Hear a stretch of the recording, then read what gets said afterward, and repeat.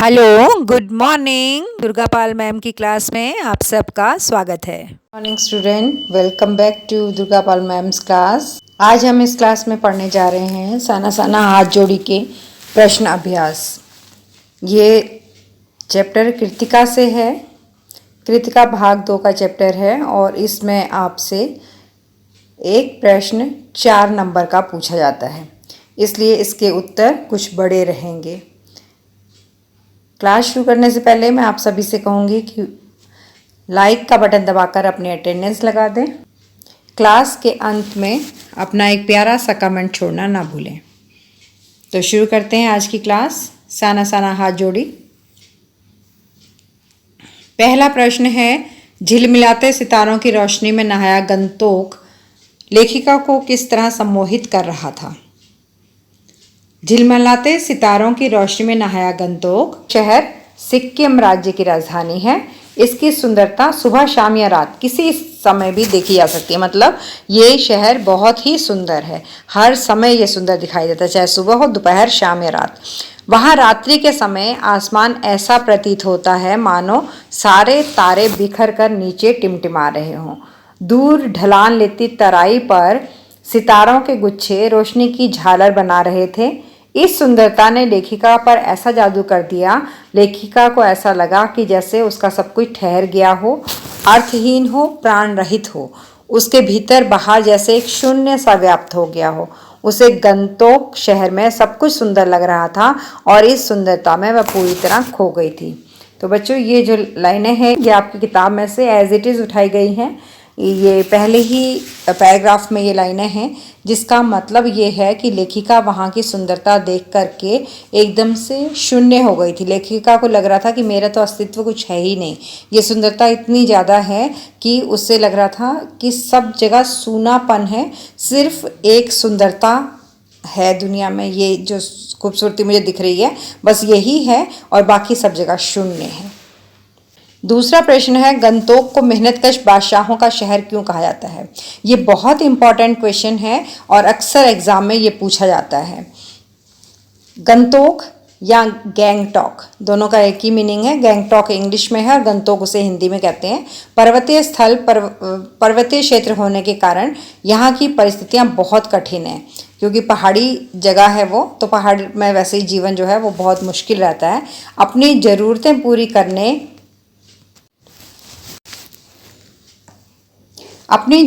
पूरी करने के लिए यहाँ लोगों को बहुत मेहनत करनी पड़ती है। पहाड़ों को काट करके रास्ता बनाना पड़ता है। पत्थरों पर बैठकर वहाँ औरतें कुदाल और हथौड़े से पत्थर को तोड़ती हैं। कुछ औरतें अपनी पीठ पर अपने छोटे छोटे बच्चों को बांध करके ये काम करती हैं। मेहनत के साथ साथ उन्हें अपना मातृत्व भी चलाना पड़ता है। औरतें रास्ता बनाती हैं और लकड़ियों के भारी भरकम गट्ठर उठाती हैं। हरे भरे बागानों में युवतियां बोकू वहाँ का एक ऐसा कॉस्ट्यूम है जो वहाँ अक्सर लड़कियां पहनती हैं। ऊपर से लेकर नीचे तक एक गाउन टाइप का होता है जिसे बोकू कहते हैं। तो वहाँ हरे भरे बागानों में युवतियाँ बोकू पहनकर चाय की पत्तियाँ तोड़ती हैं। बच्चे भी अपनी माँ के साथ काम करते हैं। यहाँ लोग बहुत ही कठिन परिस्थितियों में जीवन जीते हैं। वहाँ के जो पुरुष हैं वो भी खेती बाड़ी का काम करते हैं, सड़कें बनाने का काम करते हैं, और वहाँ के जो बच्चे हैं वो 7-8 किलोमीटर पैदल चलकर स्कूल जाते हैं, आते हैं, फिर अपने माता पिता के साथ हाथ बटाते हैं, रास्ते में अपने जानवरों को चराते हैं, पानी भरते हैं। इस तरह के काम वहाँ के बच्चे भी करते हैं। तो पूरा परिवार ही मेहनत करता है, इसीलिए लेखिका ने गंतोक को मेहनतकश बादशाहों का शहर कहा है। तीसरा प्रश्न है, कभी श्वेत तो कभी रंगीन पताकाओं का फहराना किन अलग अलग अवसरों की ओर संकेत करता है? वहाँ पर लेखिका ने देखा था कि कुछ सफ़ेद पताकाएं लगी हुई थी, तो उन्होंने पूछा था अपने गाइड से, जितेन नार्गे से, कि ये श्वेत पताकाएं क्या हैं। तो उसने बताया था कि जो श्वेत पताकाएं यहाँ पर लगी हुई हैं ये शांति और अहिंसा का प्रतीक है और इन पर मंत्र भी लिखे हुए हैं। जब किसी बुद्धिस्ट की मृत्यु होती है तो उसकी आत्मा की शांति के लिए शहर से दूर किसी पवित्र स्थान पर 108 सफ़ेद रंग की पताकाएं फहरा दी जाती हैं। इन पताकाओं को कभी भी उतारा नहीं जाता है। ये समय के साथ साथ बारिश, पानी, आंधी तूफान से खुद ही सड़ गल के ख़त्म हो जाती हैं। इसके अलावा अगर कोई शुभ कार्य हो जाता है तो फिर उस शुभ कार्य की शुरुआत के लिए रंगीन पताकाएं भी लोग वहाँ पर लगाते हैं। ये कार्य बौद्ध धर्म को मानने वाले लोग ही करते हैं। चौथा प्रश्न है, जितेंद्र नार्गे ने लेखिका को सिक्किम की प्रकृति, वहाँ की भौगोलिक स्थिति एवं जनजीवन के बारे में क्या महत्वपूर्ण जानकारियां दी। तो जितेंद्र नार्गे उस जीप का ड्राइवर था जिसमें बैठकर लेखिका सिक्किम की यात्रा कर रही थी, लेकिन वह ड्राइवर से ज़्यादा उनका गाइड था। जितेंद्र बहुत समझदार था और उसके अंदर मनुष्य की जो संवेदनाएं होती हैं वो भी उसमें पूरी थी। उसने लेखिका को सिक्किम के बारे में बहुत कुछ बताया था। उसने प्राकृतिक दृश्य जो वहाँ पर देखने को मिल रहे थे उनके बारे में वो बोल रहा था, वहाँ की भौगोलिक स्थिति के बारे में, वहाँ के लोगों के जीवन के बारे में उसने बहुत सारी जानकारियाँ दी थी। जैसे कि उसने प्राकृतिक परिदृश्य के बारे में बताया कि सिक्किम बहुत ही खूबसूरत पहाड़ी इलाका है। यहाँ जगह जगह पर धूपी के खूबसूरत नुकीले पेड़ होते हैं, रास्ते वीरान होते हैं, संकरे मतलब नैरो होते हैं और जलेबी की तरह घुमावदार होते हैं और थोड़ी थोड़ी दूर पर यहाँ पर झरने बहते रहते हैं। फिर भौगोलिक स्थिति के बारे में उसने बताया कि गैंगटॉक जो है वो 149 किलोमीटर 149 किलोमीटर की दूरी पर हिमालय की घाटियाँ और फूलों से लदी वादियाँ ह्यूमथांग में देखने को मिलती हैं। सिक्किम प्रदेश चीन की सीमा से सटा हुआ है। पहले ये एक स्वतंत्र रजवाड़ा था, लेकिन अब इसे भारत का ही एक भाग बना दिया गया है। और लोगों के बारे में उसने क्या बताया कि सिक्किम के अधिकतर लोग बौद्ध धर्म को मानते हैं। यहाँ के लोग बड़े मेहनती हैं, इसलिए गैंगटॉक को मेहनतकश बादशाहों का शहर कहा जाता है। यहाँ की स्त्रियाँ भी बहुत परिश्रम करती हैं। वे स्वेटर बुनती हैं, घर संभालती हैं, खेती करती हैं और पत्थर तोड़ तोड़ कर सड़कें बनाती हैं। वे चाय की पत्तियां चुनने बाग में जाती हैं। कई बार बच्चों को अपनी पीठ पर बांध कर रखती हैं एक बड़ी सी टोकरी में। उस टोकरी को डोको कहते हैं। यहाँ की स्त्रियां चटक रंग के मतलब बहुत तीखे रंग के कपड़े पहनना पसंद करती हैं और उनका जो परंपरागत यानी कि बहुत लंबे समय से जो वो कपड़े पहनते हैं उस कपड़े का नाम है बोकू, जो एक परिधान वो पहनते हैं। बच्चे पढ़ने के लिए 3-4 किलोमीटर पहाड़ी चढ़ करके स्कूल जाते हैं और शाम को वो अपनी माँओं के साथ काम भी कराते हैं। उनका जीवन भी बहुत ही मेहनत से भरा हुआ है। तो ये सब बातें जितेंद्र नार्गे ने लेखिका को बताई थी। 5वां प्रश्न है, लॉन्ग स्टॉक में घूमते हुए चक्र को देखकर लेखिका को पूरे भारत की आत्मा एक सी क्यों दिखाई दी। ये भी बहुत इंपॉर्टेंट क्वेश्चन है, आप इसे अच्छे से पढ़िएगा कि लॉन्ग स्टॉक के घूमते चक्र के बारे में जितेंद्र नार्गे ने बताया कि इस चक्र को यहाँ पर धर्म चक्र कहते हैं और ऐसा यहाँ मानते हैं कि इसको घुमाने से सारे पाप धुल जाते हैं। अब लेखिका ने जब उस चक्र को देखा तो लेखिका को ऐसा लगा कि मैदानी क्षेत्र में भी तो ऐसी बहुत सारी मान्यताएं हैं। जैसे हम लोग कहते हैं गंगा नदी में स्नान करने से हमारे पाप धुल जाएंगे, हमें मोक्ष की प्राप्ति हो जाएगी। तो इसका कहने का मतलब ये है कि मैदान हो या पहाड़, इतना हमारे विज्ञान ने तरक्की कर ली है, लेकिन फिर भी पहाड़ों पर और मैदानों पर जो पूरे देश के लोगों की आत्मा है वो एक जैसी है। यहाँ के लोगों की आस्थाएं, अंधविश्वास, पाप पुण्य के विषय में उनकी जो सोचने का तरीका है और उनका जो कल्पना करने का तरीका है वो बिल्कुल एक जैसा है। 6वां प्रश्न है, जितेंद्र नार्गे की गाइड की भूमिका के बारे में विचार करते हुए लिखिए कि एक कुशल गाइड में क्या गुण होते हैं। जितेंद्र नार्गे बहुत ही कुशल गाइड हैं। वो गाइड भी हैं और ड्राइवर भी हैं। वैसे तो किसी भी पर्यटक वाहनों में ड्राइवर और गाइड अलग अलग होते हैं, लेकिन अगर जो गाइड है वो ड्राइवर भी है तो बहुत अच्छा होता है, क्योंकि ड्राइवर की अगर जरूरत पड़ गई, कहीं पर कोई मुश्किल आ गई, तो जो गाइड है वो ड्राइवर की भूमिका भी निभा सकता है। एक कुशल गाइड को अपने क्षेत्र की प्राकृतिक और भौगोलिक स्थिति के बारे में पूरी जानकारी होनी चाहिए। जैसे कि जितेंद्र ने कवि लॉन्ग स्टॉक में गाइड फिल्म की शूटिंग हुई थी, इस बात की भी जानकारी दी। इस तरह की रोचक जानकारियां अगर गाइड को होती हैं तो अच्छा होता है। इससे पर्यटकों का मनोरंजन भी होता है और उनकी रुचि भी बढ़ती है। उस स्थान के बारे में वो और जानना चाहते हैं, उसको देखना चाहते हैं। तो इस तरह की बातें गाइड को पता होनी चाहिए। जितेंद्र वैसे तो नेपाली है, लेकिन उसे सिक्किम के जनजीवन, संस्कृति और धार्मिक मान्यताओं का पूरा ज्ञान है। वहाँ की कठोर जीवन स्थितियों से भी वो भली भांति परिचित है। ये एक कुशल गाइड के आवश्यक गुण हैं। जितेंद्र का सबसे अच्छा गुण क्या है कि वो मानवीय संवेदनाओं को समझता है, मतलब मनुष्य के मन की भावनाओं को वो समझता है और उसका जो बात करने का ढंग है वो बहुत ही सुलझा हुआ और बहुत ही अच्छे तरीके से वो बात करता है। वह सिक्किम की सुंदरता का गुणगान नहीं करता, वहाँ के लोगों के दुख दर्द के बारे में भी लेखिका से बातचीत करता है। उसकी भाषा बड़ी ही परिष्कृत है। परिष्कृत का मतलब होता है एक्सटेंडेड भाषा का वो प्रयोग करता है, गलत भाषा का प्रयोग वो नहीं करता है। उसे संवाद यानी डायलॉग जो भी वो बोल रहा था, जो उसका बोलने का ढंग है वो बहुत ही अपनेपन से भरा हुआ है। इस प्रकार एक गाइड में आत्मविश्वास तथा पर्यटन स्थल का पूर्ण ज्ञान होना बहुत जरूरी है और साथ ही उसे व्यवहार कुशल भी होना चाहिए, मृदु भाषी भी होना चाहिए, मतलब मीठा बोलने वाला होना चाहिए। और जिस भी पर्यटक को, टूरिस्ट को वो घुमा रहा है उसके दुख सुख को भी उसे समझना चाहिए, मुश्किल में उसकी मदद भी करनी चाहिए। इस तरह के गुण एक गाइड में होने चाहिए, क्योंकि इन्हीं गुणों की वजह से जो पर्यटक हैं, टूरिस्ट हैं, वो आकर्षित होते हैं और फिर से उसी गाइड की मांग करते हैं या फिर उन जगहों पर घूमने के लिए वापस आते हैं। 7वां प्रश्न है, इस यात्रा वृत्तांत में लेखिका ने हिमालय के जिन जिन रूपों का चित्र खींचा है उन्हें अपने शब्दों में लिखिए। मतलब पूरे चैप्टर में लेखिका ने हिमालय के बारे में क्या बताया है वो उत्तर में बताना है। इस यात्रा वृत्तांत में लेखिका ने हिमालय के पल पल परिवर्तित होते हुए रूप के बारे में लिखा है। हिमालय को देखकर आत्मा और आंखें दोनों ही तृप्त हो जाती हैं, क्योंकि हिमालय का पल पल में परिवर्तित होता हुआ रूप हर कोण से अलग अलग दिखाई देता है।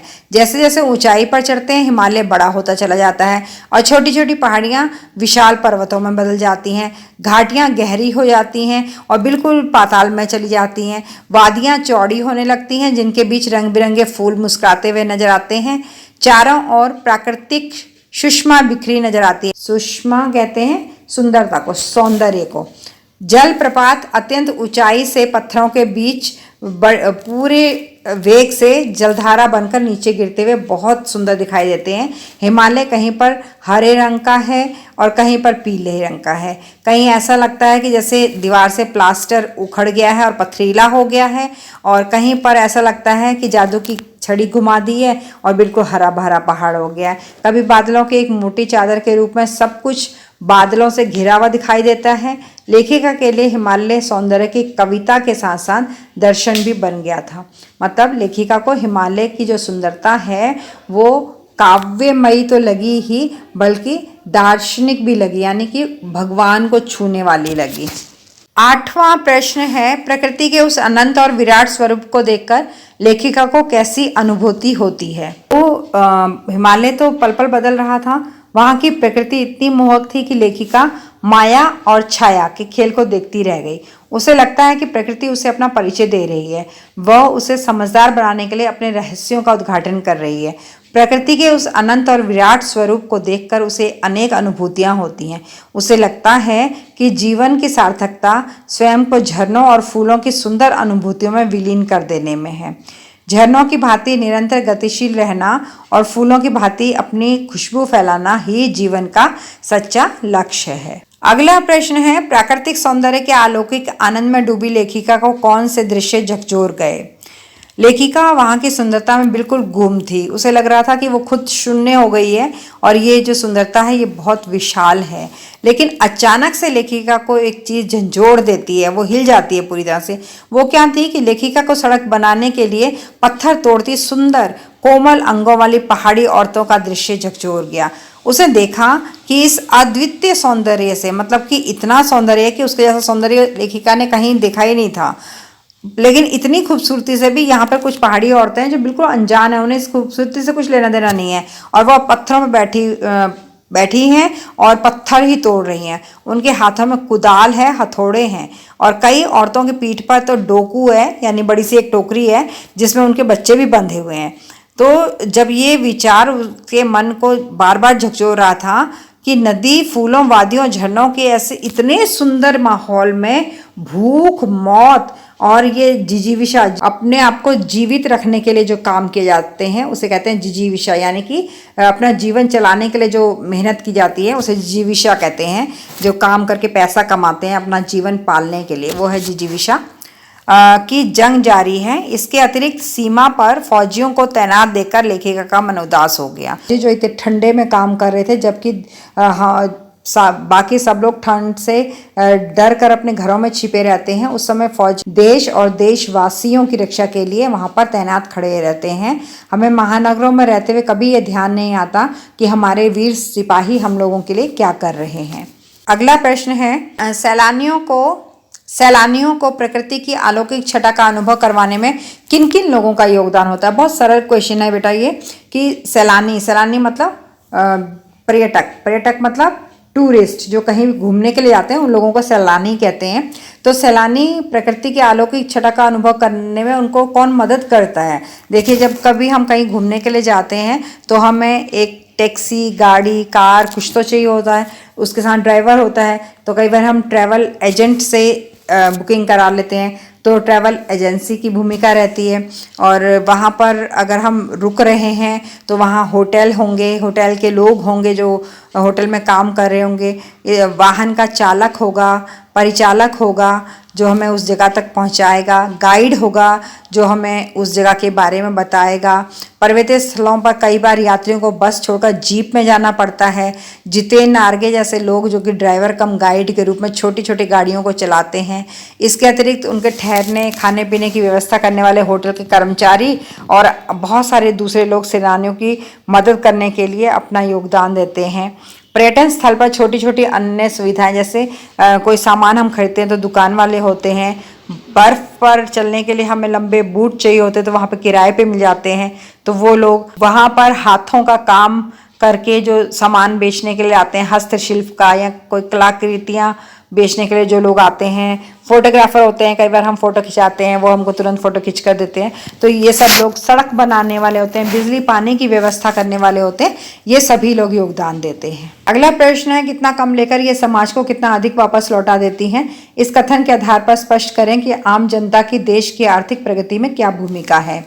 या फिर कितना कम लेकर ये समाज को कितना अधिक वापस लौटा देती हैं। साना साना हाथ जोड़ी पाठ के इस कथन में निहित जीवन मूल्यों को स्पष्ट कीजिए और बताइए कि देश की प्रगति में नागरिक की क्या भूमिका होती है। देखिए, लेखिका ने यह कथन उन पहाड़ी मजदूर महिलाओं के विषय में कहा जो पीठ पर डोकू में अपने बच्चों को संभालते हुए बहुत कड़ी मेहनत कर रही थी, जहाँ जो पत्थर तोड़ रही थी। ऐसा ही दृश्य उसने पलामू और गुमला के जंगलों में भी देखा था। वहाँ पर भी युवतियाँ बच्चों को पीठ पर बांधे हुए एक जंगल से दूसरे जंगल में डोलती फिर रही थी। उसे लगता है कि ये सुंदरियाँ बेकार सामग्री का सदुपयोग कर कितना कम लेकर के समाज को कितना अधिक देती हैं। वो घर बार भी संभालती हैं, बच्चों की देखभाल करती हैं और मेहनत करके पैसा भी कमा रही हैं।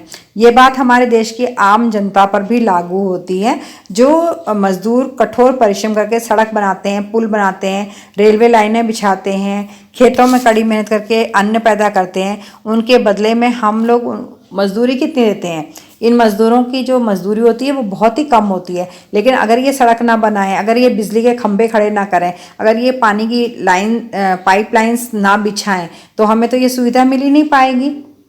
तो ये मजदूर तो बहुत ज़रूरी हैं, देश के विकास के लिए, प्रगति के लिए बहुत ज़रूरी हैं। लेकिन इनको जो मेहनताना मिलता है, जो पारिश्रमिक मिलता है, जो इनको वेतन मिलता है, वो बहुत कम होता है। इसीलिए लेखिका ने कहा कि ये लोग कितना अधिक समाज को देते हैं और उसके बदले में कितना कम लेते हैं। 12वां प्रश्न है, आज की पीढ़ी द्वारा प्रकृति के साथ किस तरह का खिलवाड़ किया जा रहा है, इसे रोकने में आपकी क्या भूमिका होनी चाहिए।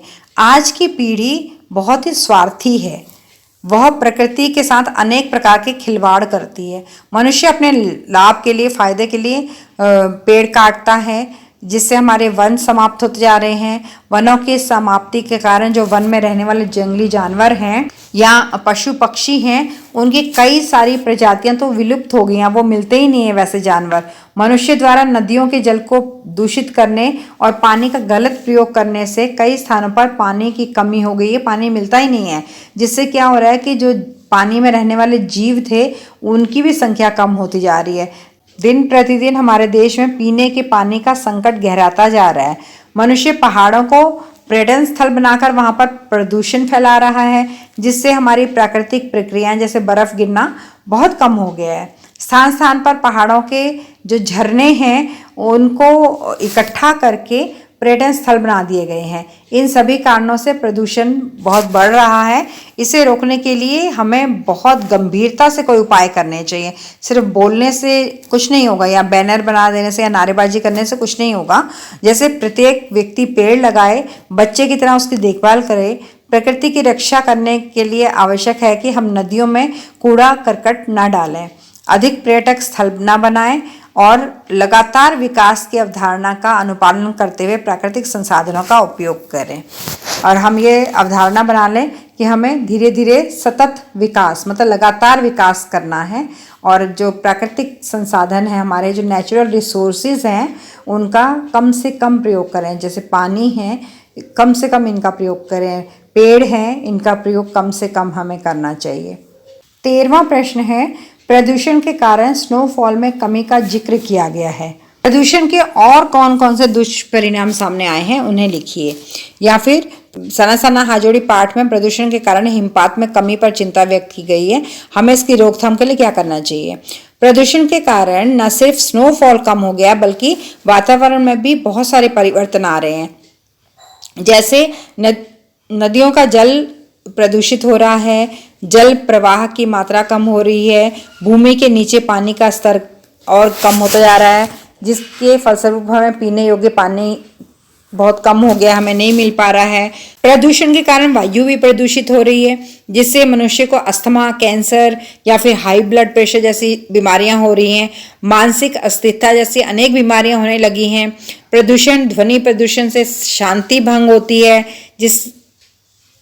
जिससे बहरापन बढ़ता है, अनिद्रा बढ़ती है।